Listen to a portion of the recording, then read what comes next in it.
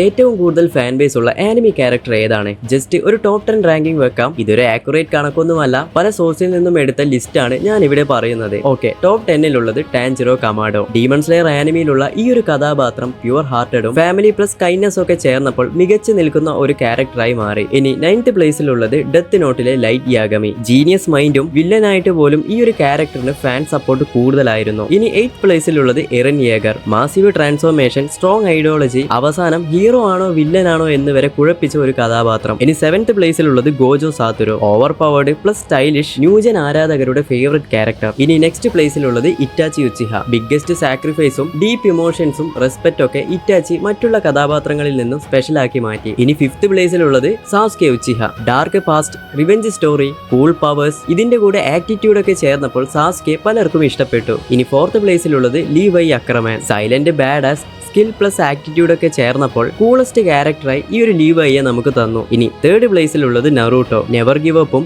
തന്നെ ഒറ്റപ്പെടുത്തിയവരുടെ മുന്നിൽ ഒരു ഹൊക്കാഗെയായി ഒരു ഇമോഷണൽ കണക്ഷൻ നമുക്കൊക്കെ തന്നു. 2nd monkey D Luffy. ഫ്രീഡത്തിന് വേണ്ടി എന്തും ചെയ്യുമെന്നൊരു മൈൻഡ് സെറ്റും ഫ്രണ്ട്സിന് വേണ്ടി ജീവൻ പോലും കൊടുക്കും, നെവർ ഗിവ് അപ്പ് എന്ന ആറ്റിറ്റ്യൂഡും. ഇനി 1st പ്ലേസിലുള്ളത് നമ്മുടെ sun Goku. ആനിമയിൽ God level popularity. പണ്ട് തൊട്ട് ഇപ്പോഴുള്ള ജനറേഷനിലൂടെയും ഈ ഒരു കഥാപാത്രം കടന്നു പോകുന്നു. അപ്പോൾ നിങ്ങൾക്ക് ഇഷ്ടപ്പെട്ട ഫേവറേറ്റ് ക്യാരക്ടർ ആരാണ്? മറക്കാതെ കമന്റ് ചെയ്യൂ.